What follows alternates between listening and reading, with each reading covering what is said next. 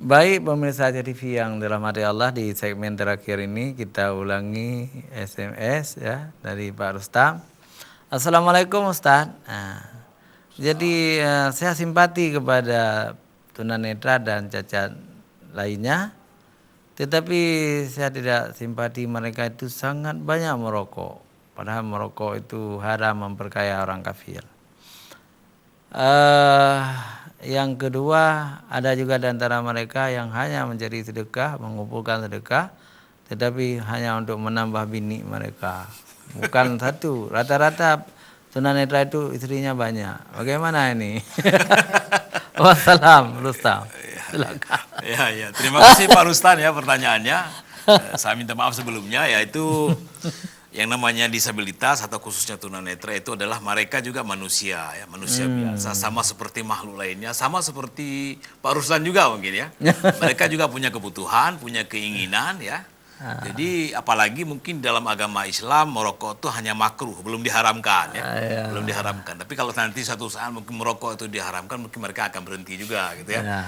Jadi saya pikir ya mereka emang perokok ya, gimana. Saya juga sendiri sebenarnya nggak merokok ya, tapi ya gimana lah, yang namanya itu kan kebutuhan mereka masing-masing ya. Ya, seperti orang yang kurang waras saja mungkin di salnya di sana itu kalau nggak merokok nggak sembuh sakitnya gitu. Di rumah sakit jiwa. Ya, rumah sakit jiwa ya. Jadi seperti itu. Terus menyangkut masalah mereka cari sedekah atau cari rezeki habis itu tambah bini ya, itu kan sudah dalam agama juga tidak dilarang ya, boleh kawin lebih daripada satu. Asalkan mereka mampu berbuat adil ya kan, bisa memberi nafkah hidup istri-istrinya, saya pikir nggak masalah ya.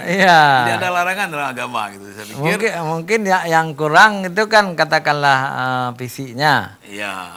Tetapi apakah batinnya tidak kurang? Kurang ya. Justru Pak Ustadz, itu kalau di tunanetra itu dia tuh kalau nafsu batinnya tuh lebih kuat, karena kenapa? Dikurangi dengan penglihatan. Jadi itu.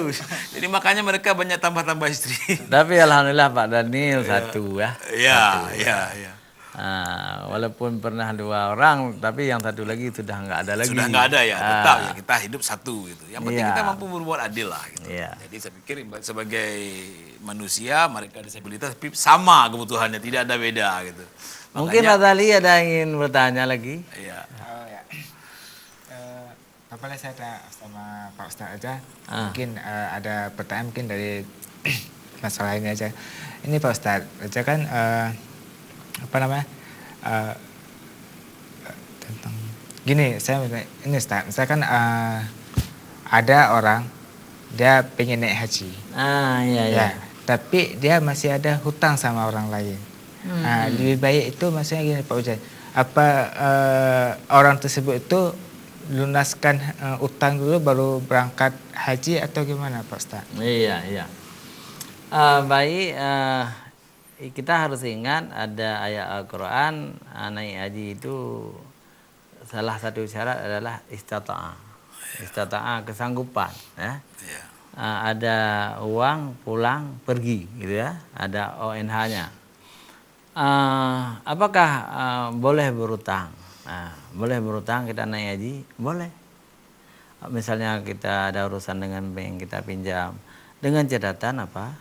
Kita memang punya potensi untuk membayar. Ya. Kalaupun kita meninggal di sana, apalagi bank kadang-kadang menggratiskan kalau sudah meninggal. Tetapi kalau anak-anaknya mau membayar juga ada uang. Maka orang yang meminjam uang di bank untuk menunaikan ibadah haji, fatwa Yusuf Qaradawi itu boleh, halal ya.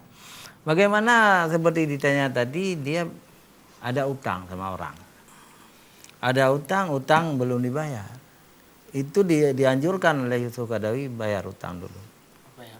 Bayar utang dulu. Tetapi kalau ada yang menanggung, ayah saya mau naik haji, utang itu belum bisa dibayar, tapi kalau ada apa-apa nanti beliau tidak pulang lagi, saya sebagai walinya, sebagai anaknya, saya akan membayar utang orang tua saya atau abang saya atau kakak saya gitu kan. Hajinya boleh walaupun dia belum membayar utang, dan dia juga harus bilang sama orang itu. Sisa hutang saya 70 juta lagi belum bisa saya bayar. Tapi saya ingin naik haji dengan keluarga. Mohon maaf lah dulu.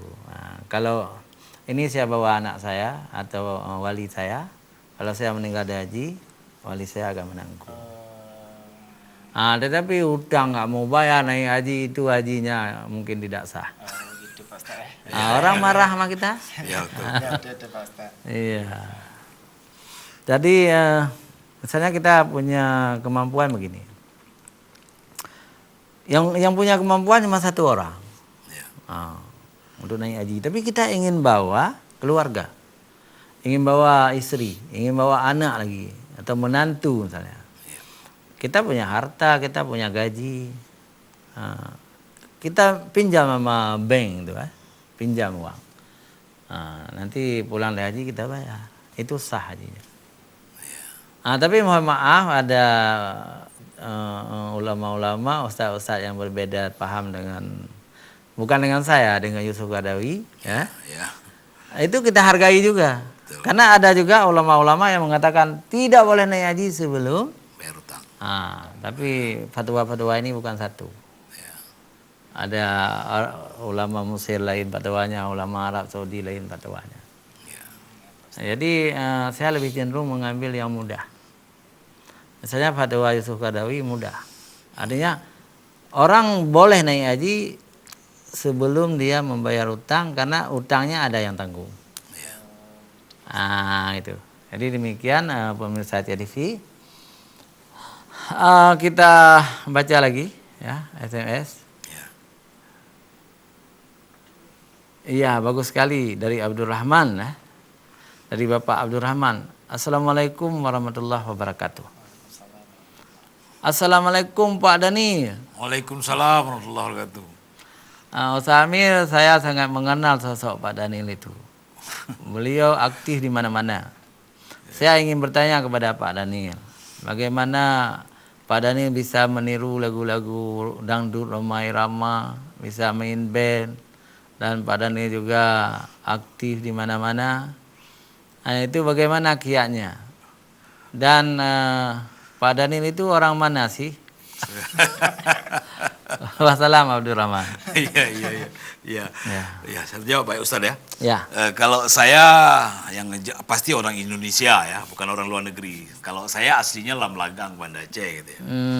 Kalau giat saya menyanyi, meniru lagu Rhoma, saya itu memang yang pertama itu awalnya hobi ya. Iya. Kalau saya bilang otodidak nggak mungkin ya, karena saya sudah sejak kecil sudah belajar di alam ya, secara alam saya belajar gitar, belajar keyboard, belajar drum, segalanya saya belajar, dan saya emang sangat hobi dengan vokal, ya. Dengan nyanyi saya sangat hobi gitu.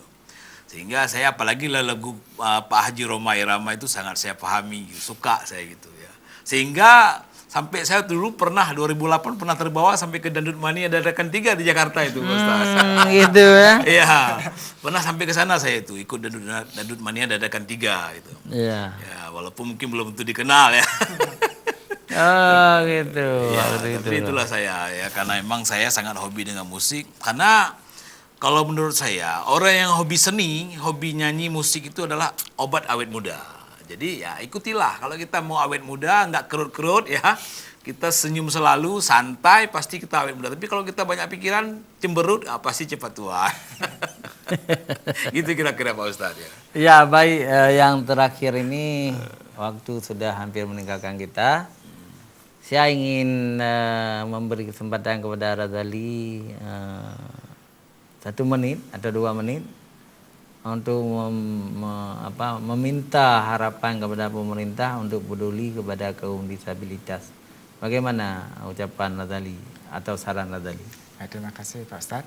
Mungkin saya sampaikan kalau sebaiknya pemerintah Aceh lebih baik melihat lagi lebih dalam tentang orang tunanetra ini. Karena orang yang saya lihat juga di tempat-tempat daerah mungkin pemerintah belum terjun langsung ke lokasi untuk mendata orang-orang yang perlu dibantu kayak Pak Dani ataupun kawan-kawan lainnya. Kita harapkan kepada pemerintah Aceh lebih memperhatikan kaum-kaum kita ini Disabilitas. disabilitas. Terima kasih Pak Ustaz. Iya, bagus sekali pemirsa CTV. 2 menit kata pamungkas dari Ya, oke, untuk closing statement mungkin Pak Ustaz ya. Ya, saya sangat berharap kepada masyarakat luas ya, khususnya mungkin para yang pencinta atau yang selalu mengamati disabilitas ya di Aceh, ya cobalah kita selalu memberi motivasi kepada mereka. Jangan disabilitas itu memang sudah lemah dengan fisiknya, lemah dengan pikirannya, yang merasa dirinya kurang dihargai. Tapi cobalah kita sebagai masyarakat luas selalu membimbing, memberi motivasi sehingga mereka itu juga bisa mampu berpikir dan sama, bisa tampil di hadapan kita semua seperti orang lain. Gitu. Jadi tidak ada batas. Yang penting ya sesuai dengan HDI ke depan ini di tanggal 3 nanti, itu judulnya aja sudah jelas ya. Indonesia Akses Disabilitas Unggul gitu. Jadi kita harus unggulkan. Berarti disabilitas itu tidak ada perbedaan di antara kita semua gitu. Itu kira-kira Pak Ustaz. Ya, bagus sekali pemirsa CTV. Waktu sudah habis. Tatit Padang tutung Langkili. Haba kabih uroka jula. Hanya sampai di sini kita tutup dengan subhanakallahumma wabihamdika asyhadu an la ilaha illa anta astaghfiruka wa atubu ilaik. Wassalamualaikum warahmatullahi wabarakatuh.